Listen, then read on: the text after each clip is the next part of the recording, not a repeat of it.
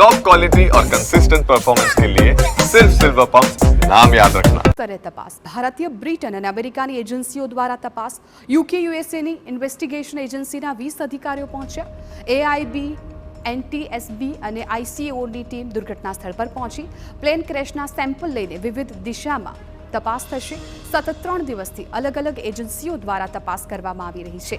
ગઈકાલે યુકેનું delegation crash site પર પહોંચ્યું હતું એનઆઈએ અને એનએસજીની ટીમ પણ તપાસ કરી ચૂકી છે વિમાન બનાવતી બોઇંગ કંપનીની ટેકનિકલ ટીમ દ્વારા પણ તપાસ કરવામાં આવી છે ત્યારે મહત્વનું છે કે અમદાવાદ પ્લેન ક્રેશ દુર્ઘટના કેમ સર્જાઈ તેની પાછળ કયા કારણો જવાબદાર હતા તેની ઊંડાણપૂર્વક તપાસ માટે તમામ એજન્સીઓ કામે લાગી ગઈ છે ભારતના ઉડ્ડયન મંત્રાલયે પણ કહ્યું હતું કે જે કમિટી બનાવી છે તે 3 મહિનામાં તપાસ રિપોર્ટ સોંપશે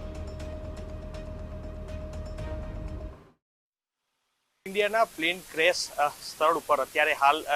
અલગ અલગ એજન્સીઓ છે જે પહોંચી છે કે જે યુકે અને યુએસની જે એવિએશનની એજન્સી છે તે પહોંચી છે હાલ આ દ્રશ્યો જોઈ શકાય છે કે જે એર ઇન્ડિયાના બોઈંગ 787 જે વિમાન હવે આંતરરાષ્ટ્રીય સ્તરે શરૂ થઈ ગઈ છે કે જે એરક્રાફ્ટ એક્સિડન્ટ ઇન્વેસ્ટિગેશન બ્યુરોની ટીમ છે કે જે યુકે અને યુએસ થી આવી છે હું એક વખત મારા કેમેરા પર્સન અરવિંદ સોલંકીને કહીશ કે જે દ્રશ્યો છે કે જે ગાડીમાં જે તમામ જે ઇન્વેસ્ટિગેશન ઓફિસર છે તે અત્યારે હાલ પહોંચ્યા છે ખાસ અમેરિકાના નેશનલ ટ્રાન્સપોર્ટ સેફટી બોર્ડની એક ટીમ છે તે પણ પહોંચી છે સાથે જ આ ઇન્ટરનેશનલ સિવિલ એવિએશન ઓર્ગેનાઇઝેશન જે તપાસ જે છે તેની ટીમ છે કે જે તમામ ટીમ છે કે જે અત્યારે હાલ પહોંચી છે હાલ અત્યારે પ્લેન ક્રેશ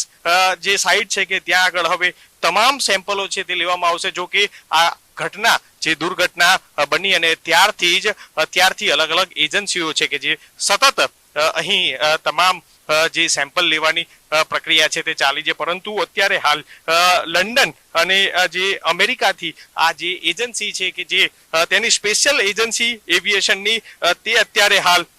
જે તપાસ માટે અત્યારે હાલ અહીં પહોંચી છે જોઈ શકાય છે કે જે એવિએશન ડિપાર્ટમેન્ટમાં જે ખાસ તે લોકો જે એક્સપર્ટ છે તેના તરફથી અત્યારે હાલ તપાસ માટે ખાસ છે કે જે પહોંચી છે તેમની સાથે આ ડાયરેક્ટર જનરલ સિવિલ એવિએશનની ટીમ પણ જે પ્લેનમાં રહેલું બ્લેક બોક્સ છે કે જે બ્લેક બોક્સ તેને પણ અત્યારે હાલ જે છે તેની બી તપાસ જે ચાલી રહી છે ત્યારે હાલ એરક્રાફ્ટ એક્સિડન્ટ ઇન્વેસ્ટિગેશન બ્યુરોની આ જે સ્પેશિયલ ટીમ છે કે જે અત્યારે હાલ પહોંચી છે પ્લેન દુર્ઘટના કયા કારણોસર થઈ તે હવે